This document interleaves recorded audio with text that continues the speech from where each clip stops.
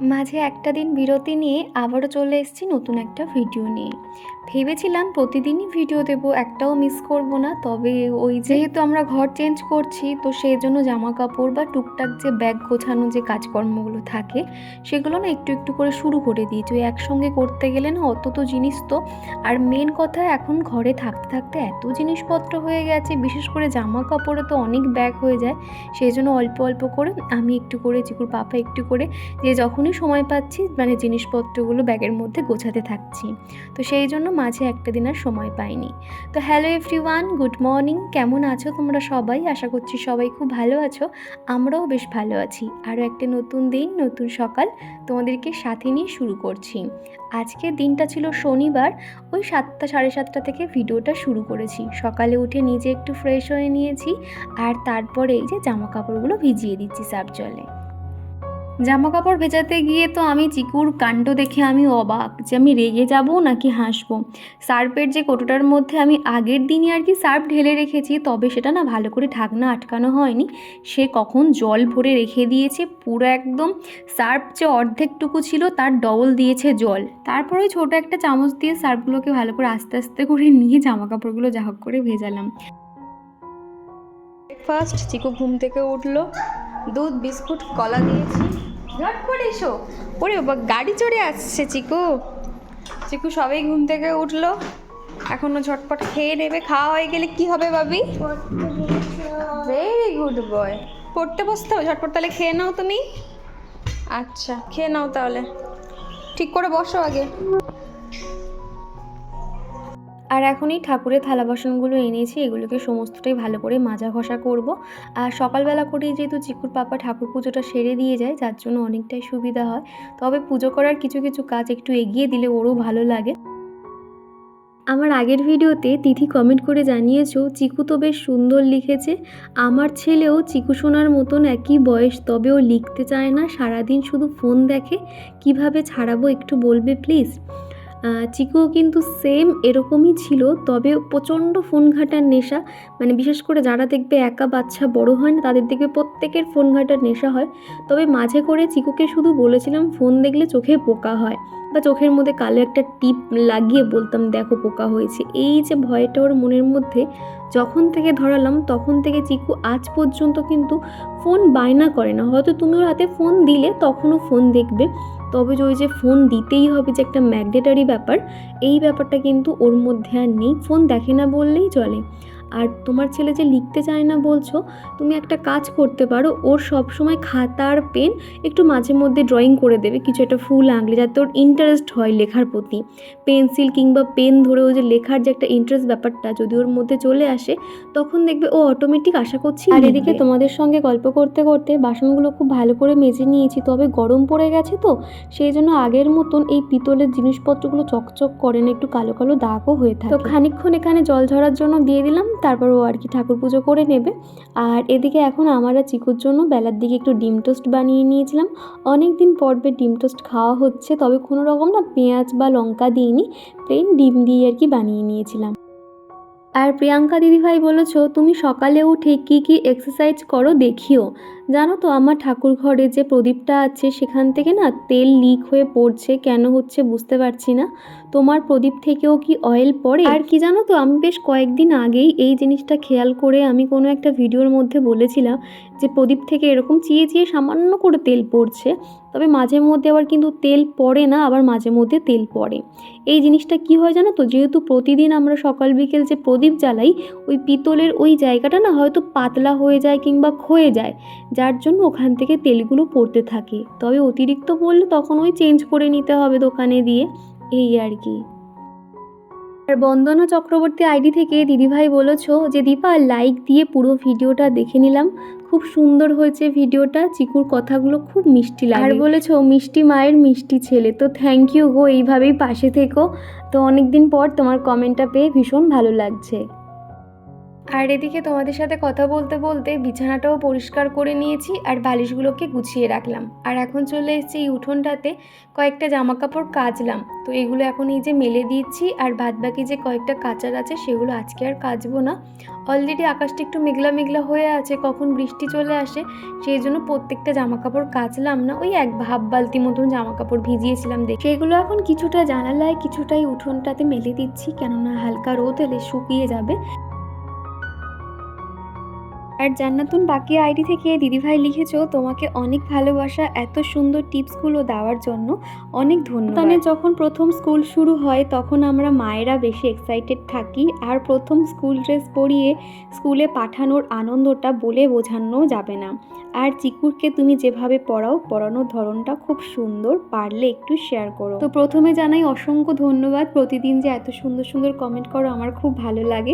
আর একদমই ঠিক বলেছো, ওই যে সন্তান যখন বড় হয়ে স্কুলে যাবে, স্কুল ড্রেস পরবে, দেখতে কেমন লাগবে, এগুলো না একটা মায়েদের কাছে ভীষণ এক্সাইটমেন্ট কাজ করে। এটা আমি আগে অন্যদেরকে দেখতাম, তবে এখন আমি নিজে রিয়েলাইজ করি সেই মুহূর্তগুলোতে আমাদের মায়েদের চোখে কিন্তু আনন্দের জল চলে আসে। তো যাই হোক, তুমি যেহেতু শেয়ার করতে বলেছো, হ্যাঁ আমি অবশ্যই শেয়ার করব, যেহেতু এটা আমার লাইফস্টাইল, আমি সমস্তটাই শেয়ার করে থাকি। তো যাই হোক, তারপরে কিন্তু আমি অফ ক্যামেরাতে রান্নাবান্না সেরে নিয়েছিলাম, মাছের ঝোল বানিয়েছি। আর এদিকে এখন সবার শেষে ওই মাছের ডিমের বড়া হবে, তো সেই জন্য না আমি ফ্রিজ থেকে মাছের ডিমটা বার করে নিয়েছি। তোমরা দেখেছিলে আনা হয়েছিল, তো ভাবলাম শুধু এরকম প্লেন বড়া না করে তার সঙ্গে একটু পেঁয়াজ কুচি লঙ্কা কুচি দিই, তাহলে খেতে বেশ ভালো লাগবে গরম গরম ভাতে। তো সেই জন্য মাছের এই ডিমটাকে খুব ভালো করে কিন্তু মেখে নিতে হবে। তারপরে কিন্তু বেসিক ওই জিরে ধনে হলুদ লঙ্কা সমস্তটাই দিয়েছিলাম, দিয়ে খানিকক্ষণ মেখে আমি রেখে দেব। তারপর ছোট ছোট শেপে, যেরকম মানে বড়ার মতন শেপ দিয়ে ভেজে নেব। এই মাছের ডিম দিয়ে যখন আমি টক বানাই সেটাও কিন্তু খেতে বেশ ভালো লাগে। টক বানানো 2 মিনিটেই হয়ে যায় আর কি বলতে পারো। তবে ভাবলাম যে না, আজকে টকটা আর খেতে ভালো লাগছে না, একটু বড়া করা যাক, সেই জন্য বড়া করে নিয়েছিলাম। আর এদিকে লিপি দিদিভাই কমেন্ট করেছে, আমার কমেন্টে রিপ্লাই দেওয়ার জন্য অনেক ধন্যবাদ, তুমি অনেক ভালো দীপা, আমি তোমার সব ভিডিও দেখি তবে কমেন্ট করা হয়ে ওঠে না, আমার মেয়ে নার্সারিতে ভর্তি হয়েছে নারায়ণ, তোমরা অনেক ভালো থেকো আর ভালোবাসা নিও। অসংখ্য ধন্যবাদ দিদিভাই এত সুন্দর একটা কমেন্ট করার জন্য। আর আমার তরফ থেকে তোমার মেয়ের জন্য অনেক ভালোবাসা। আর নারায়ণ স্কুলটা কিন্তু ভীষণ নামকরা স্কুল, আমিও নামটা শুনেছি। তো ঈশ্বরের কাছে প্রার্থনা করি তোমার মেয়ে যাতে খুব ভালো করে পড়াশোনা করতে পারে। আর তারপরে এদিকে এখন রান্নাঘরটা পরিষ্কার করে নিচ্ছি। আর এখন যেহেতু গ্যাসের খুব সমস্যা, সেই জন্য না খুব বেশি ওই 2-3 তরকারির পদ রান্না করতে যাই না, যে কোনো 2টো পদ করি, নয় কোনো ভাজাভুজি আর মাছের ঝোল কিংবা ডিমের ঝোল, চিকেন, এই রকমই আর কি বানিয়ে নিই। ঝটপট তো রান্নাবান্না হয়ে গেছে।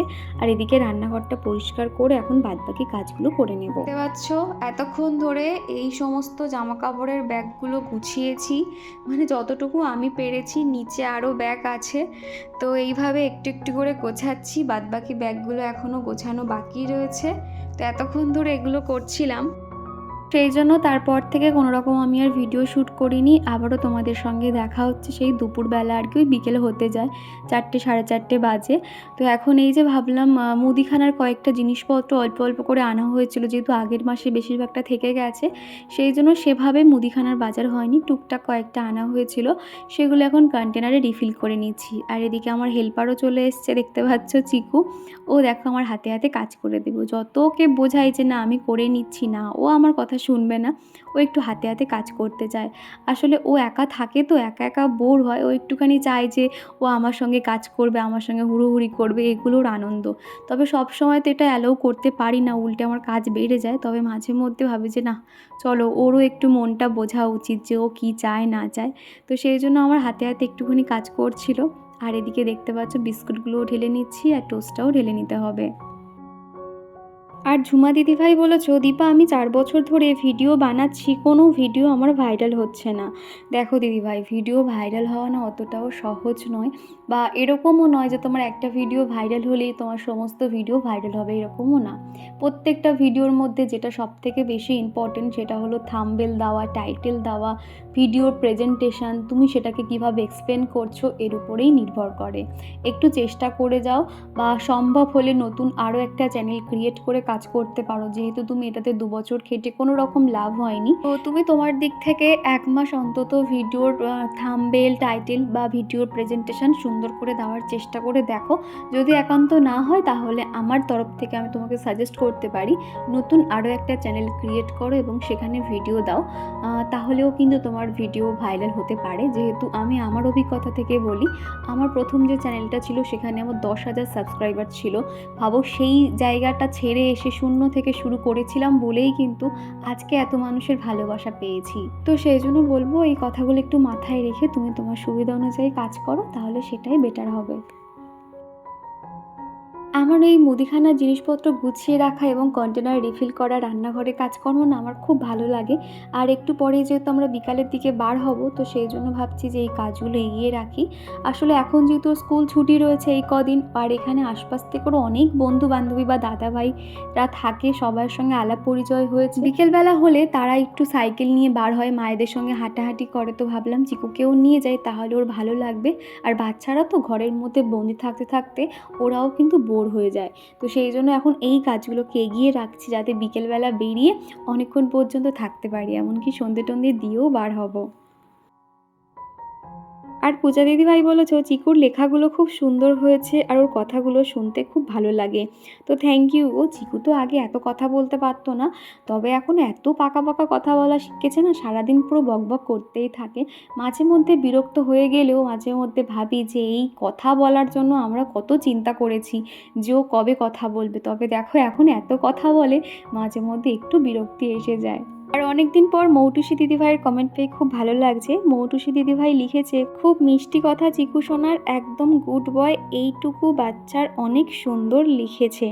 তো থ্যাংক ইউ। ওর হাতের লেখার উপরে আমি না অনেক ফোকাস করি, তার কারণ কি বলতো, ওদের স্কুলে একটু এদিক থেকে ওদিক হাতের লেখা হলে সঙ্গে সঙ্গে কিন্তু ক্রস চিহ্ন দিয়ে দেয়। ম্যাডামরা বলে যে ওদের ছোট থেকেই কিন্তু সমস্ত কিছু টেকনিক শেখাতে হবে, যে কোনটা কিভাবে লিখতে হয়। বিশেষ করে ইংলিশ খাতাগুলো ওই রেড লাইনের মধ্যে কোন লেখা হয়, ব্লু লাইনের মধ্যে, সেগুলো খুব ভালো করে ওদেরকে মানে ধরে ধরে শেখায়। যার জন্য আমি ওইভাবেই শিখিয়েছি বলে অনেক তাড়াতাড়ি বেশ শিখেও গেছে। আর তারপরে এই যে তেলের কন্টেনারটাতে সাদা তেলটা খানিকটা রয়েছে, তবে সর্ষের তেল একদম অল্প ছিল, তো এটাই আর কি ঢেলে নিয়েছি আর গাগুলো হালকা করে মুছে নিয়েছি। গ্যাসের পাশেই যেহেতু এই র্যাকটা থাকে আর তেল চিটচিটে উড়ে উড়ে না প্রচণ্ড তেল চিটচিটে ভাব চলে আসে, সেই জন্য প্রত্যেক দিনই হালকা হাতে মুছে নিতে হয়।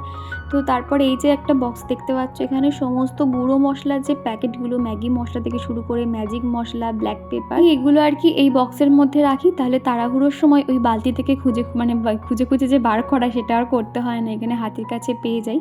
আর তারপরে এদিকে দেখতে পাচ্ছ ওই ঝুরি ভাজা, চানাচুর, বাদাম, এগুলো আর কি বড় কন্টেনারটাতে রেখে দিচ্ছি, তাহলে যখনই আর কি একটু খেতে মন চাইবে তখন তাহলে খাওয়া যাবে।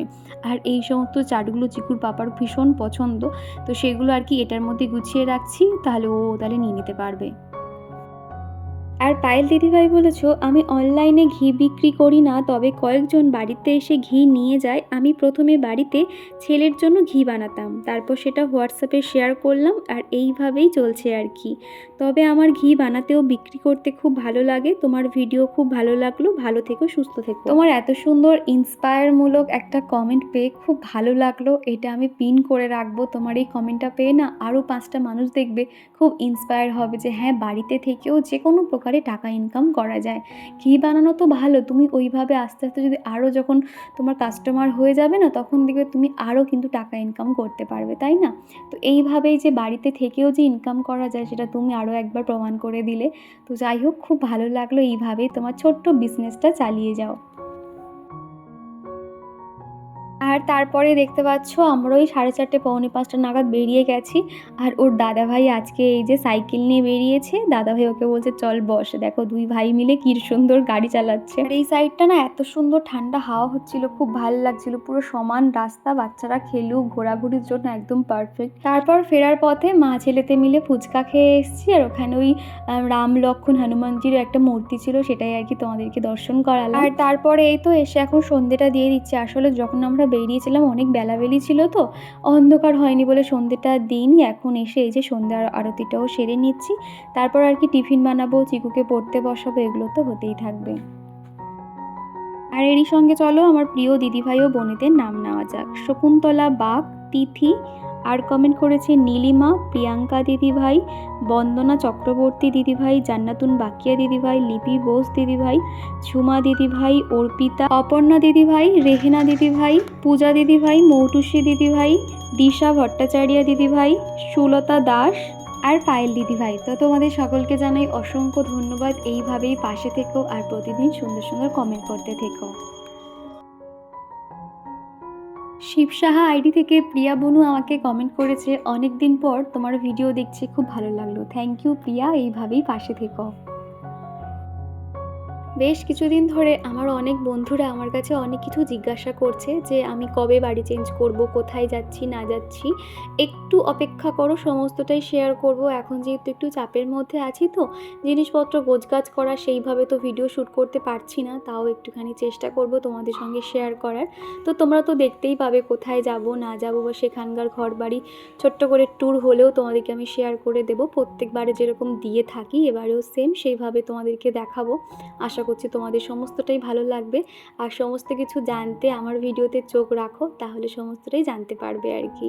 তো যাই হোক, এখন এই যে একটুখানি চুলটাও বেঁধে নিলাম, কেননা যা পরিমাণে গরম পড়েছে না, ওই কাজ করার সময় ঘাড়ে একটুও চুল পড়লে না এত বিরক্ত লাগে, সেই জন্য আর কি চুলটা বেঁধে উপরে করে আর কি তুলে রেখে দেবো।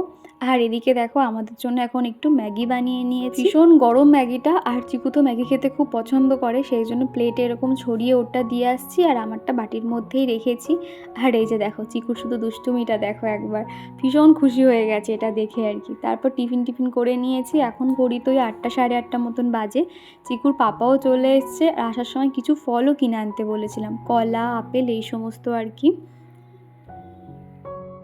এরই মধ্যে রবিবার দিনকে কিন্তু আমার শ্বশুর শাশুড়ি এসেছিল চিকুর জন্য বলবো না, আমাদের সকলের জন্য পয়লা বৈশাখে জামা কাপড় দিয়ে গেছে। পরের ভিডিওতে আমি তোমাদেরকে শেয়ার করে দেবো কী কী না হয়েছে সমস্তটাই আর কি। ভেবেছিলাম পয়লা বৈশাখে আলাদা করে শপিং করতে যাব, তবে এখন যেহেতু মানে খুব চাপের মধ্যে আছি, বুঝতেই পারছো ঘর চেঞ্জ করার ব্যাপার মানে কতটা হেডেক, এত কষ্টকর, কি বলবো তোমাদেরকে। তোমরা যারা করো তোমরা তো জেনেই থাকবে, গোছানো জিনিসপত্র বার করে আবার অন্য জায়গায় গোছানো ভীষণ কষ্ট হয়ে যায়। এই কষ্টটা যারা ফেস করে তারাই বুঝবে। তো সেই রকমই এখন সেই সময়টার মধ্যে দিয়েই যাচ্ছি। ঘরেতে এত জিনিসপত্র হয়ে গেছে, আগে তো এত কিছু ছিল না, মোটামুটি একটা গাড়ি করলেই হয়ে যেত। তবে এখন এত জিনিসপত্র হয়ে গেছে, মানে মোটামুটি অনেকবার আর কি গাড়িতে জিনিসপত্র যাতায়াত করতে হয়, তা না হলে না হয়ে ওঠে না। তো সেগুলো আর কি আমরা দুটো মানুষে মিলে করছি, তো খুব অসুবিধা হয়ে যায়। তাও কি আর করা যাবে, সমস্তটাই অ্যাডজাস্ট করে চলতে হবে। তো আর অন্য সময় যখনই চেঞ্জ করি তখন কিন্তু আমরা শীতকালের সময় বেশিরভাগ চেঞ্জ করি, তবে এবারে কিন্তু মানে গ্রীষ্মকাল আর বর্ষাকালের মাঝামাঝি সময়, মানে বুঝতে পারছো ভালোই গরম থাকবে। আর সেই দিকটা মাথায় রেখেও ঠিকঠাকভাবে জিনিসপত্র নিয়ে যাওয়া বা গাড়িতে তোলা, সেগুলোরও একটা টেনশন রয়েছে। তো এই সব নিয়ে এখন সময় কাটছে। তো আর এখন এই যে সকালের কিছু কাজ আমি এগিয়ে রাখছি, যেমন ধরো আমি না ওই 8:30 9টার দিকে ঘর বারান্দাগুলো খুব ভালো করে ঝাড় দিয়ে দিই, তাহলে সকালে উঠে আমাকে এরকম ঝাড়ু না দিলেও হয়ে যায়, শুধুমাত্র ঘরটা মুছে নিই। এরকম কাজগুলো এগিয়ে রাখি, তাহলে আমার সকালটা অনেক সুবিধা হয়। তো চিকুকে সন্ধেবেলা আর কি পড়তে বসিয়েছিলাম, তো মোটামুটি মেন যে খাতার কাজগুলো পড়ানো হয়ে গেছে, আর এখন ও ওর মতন পড়াশুনো করছে, ওই আঁকিবুকি করছে, এই নিয়েই পড়ে আছে। তো ভাবলাম এদিকে আমি ঘর বারান্দাগুলো ঝাড় দিয়ে দিই, তা না হলে বিছানা থেকে নামলে ওই ধুলোর মধ্যে পা দিয়ে দেবে। রাত্রিবেলা যখনই আমি ঘর ঝাড়ু দিই, আমি কিন্তু ধুলোগুলো বাইরে ফেলি না, এক ধারে ওই ছোটো যে বেলচাটা রয়েছে ওর মধ্যে ধুলোগুলো রেখে দিই, আর সকালবেলা হলে আমি ফেলে দিই। আর প্রিয়াঙ্কা দিদিভাই যে বলেছো সকালবেলা উঠে তুমি কি এক্সারসাইজ করো, দেখো সকালে বলতে আমি যখন হাতে সময় পাই তখন একটুখানি ঘরের এ মাথা ও মাথা হাঁটাহাঁটি করি, তা না হলে আমার যে স্কিপিং দড়ি রয়েছে আমি মোটামুটি 100টা স্কিপিং করে নিই, তাহলে আমার হয়ে যায়। আর যখন হাতে সময় পাই তখন ওই বিকেলবেলা করে কিংবা সন্ধেবেলা করে এক্সারসাইজ করতাম, যেটা শীতের সময়। তবে এখন শুধুমাত্র একটু স্কিপিং করি সকালবেলা করে, এছাড়া আর কিছু করার টাইম পাই না। সন্ধ্যের পর থেকে চিকুর পড়ানো হয়ে গেলে টুকটাক কাজকর্মগুলো করতে থাকি, তাহলে না সকালটা বেশ অতটা অসুবিধা হয় না। যেমন ধরো দেখো, হ্যান্ড ওয়াশটা ঢালতে হতো। আমি হ্যান্ড ওয়াশটা কিনেছি প্রায় 3 মাস হয়ে গেল, মোটামুটি আরও 1টা মাস হয়ে যাবে। এই বড় হ্যান্ড ওয়াশগুলো নিলে কি হয় জানো তো, শপিং মল থেকেই নেওয়া হয়, বেশ অনেক দিন করে হয়ে যায়। একটুখানি হ্যান্ড ওয়াশ নিয়ে তার সঙ্গে জল মিশিয়ে রেখে দিলে মোটামুটি একটা রান্নাঘরে, একটা বেসিনে, একটা বাথরুমে, 3টে জায়গায় আমি রেখে দিই, অনেকটা সুবিধা হয়। আর আমার একটা ম্যানিয়া বলো বা একটা ব্যাড হ্যাবিট বলো নাকি গুড হ্যাবিট জানি না, আমি না রান্না করতে গেলে কিংবা যাই করি না কেন, আমি অনেকবার করে হাত ধুই। ওই যে হাত ধোয়ার অভ্যেসটার জন্য এই হ্যান্ড ওয়াশটা আমার মনে হয় সবথেকে পারফেক্ট। রান্না করতে করতে মনে হয় যে হাত ধুই, বিশেষ করে মাছে হাত দিলে আমি যে কতবার হাত ধুতে হয় কি বলবো। তো যাই হোক, সেই জন্য রান্নাঘরে আর কি ওখানে হ্যান্ড ওয়াশ রেখে দিই। আর এটা দেখো, একটুখানি সামান্য নিলেই কতটা ফেনা হয়ে যায়। এই স্যাভলন হ্যান্ড ওয়াশটা খুব ভালো আর কি। তো চলো এগুলো এখন জায়গায় রেখে দিয়ে আসি। আর আজকে না রাতে কোনো রকম সবজি ধুয়ে কেটে রাখা কিংবা চাল ভিজিয়ে রাখার কোনো ব্যাপার নেই। আগামীকাল যেহেতু সানডে রয়েছে আর বাড়িতে শ্বশুর শাশুড়ি আসবে, সেই জন্য আমি সকালেই আর কি সমস্তটা জোগাড় করে নেব। বেলায় রান্না করলে অতটাও চাপ থাকে না, সেই জন্য রাতে এই কাজটা ছুটি বলতে পারো। আর এখন এই যে কয়েকটা ড্রাই ফ্রুটগুলো ভিজিয়ে রাখবো, তো ভাবলাম কাঁচা ছোলাটা ভিজিয়ে রাখি।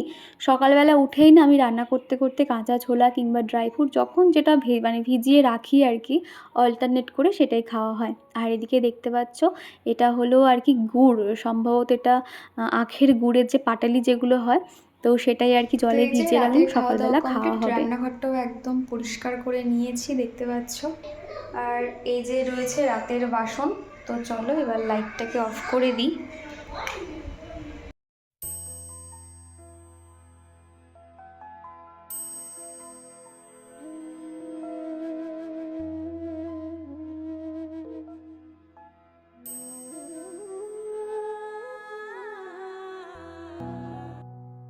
তো এই যে বন্ধুরা, আবারও তোমাদের সঙ্গে দেখা হচ্ছে সেই রাত্রিবেলা। খাওয়া দাওয়া কমপ্লিট হয়ে গেছে, আর এখন ঘড়িতে 11:45 মতন বাজে। 10:30টার সময় আজকে খেতে খেতে একটু দেরি হয়ে গেছে, 10টা বেজে গেছে।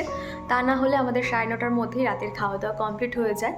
তো স্কিন কেয়ার করে নিয়েছি, আর স্কিনটা দেখতে পাচ্ছ অনেকটাই গ্লো করছে। তার কারণ কি বলো তো, ইদানিং হলো আমি একটা জিনিস নোটিস করেছি। আর আমি এই কদিন যেহেতু প্রপারভাবে স্কিন কেয়ার করছি সপ্তাহে, শুধু এই কদিন বলে না, আমি প্রায় সপ্তাহে যে ক্লিনিংটা করে থাকি কিংবা নাইট ক্রিম, মানে রেগুলার যে আমার স্কিন কেয়ার রুটিনটা আমি খুব ভালো করে ফলো করছি। বিশেষ করে গরমকালে তো সানস্ক্রিন আমি অনেকটাই করে মেখে নিই, যার জন্য দেখো স্কিনটা অনেকটাই কিন্তু গ্লো করছে, তোমরা দেখলে বুঝতে পারবে। তো ঠোঁটেও লিপ বাম দিয়ে দিয়েছি, স্কিন কেয়ার কমপ্লিট। আর এতটা ডিটেলসে বলা এই কারণে, তোমরা অনেকেই জিজ্ঞাসা করো, তো সেই জন্য আর কি বলি। তো স্কিন কেয়ারের ভিডিওগুলো আমি দেখেছি আমার বন্ধুরা পুরো ফুল ওয়াচ করে, আমার যেটা খুব ভালো লাগে, আমি সেটা বুঝতেও পারি। তো যাই হোক, চলো আজকের ভিডিওটা আমি এই পর্যন্ত রাখছি। ভিডিওর কোনো অংশ ভালো লেগে থাকলে প্লিজ একটা লাইক করে দিও। তো চলো আজকের মতো টাটা।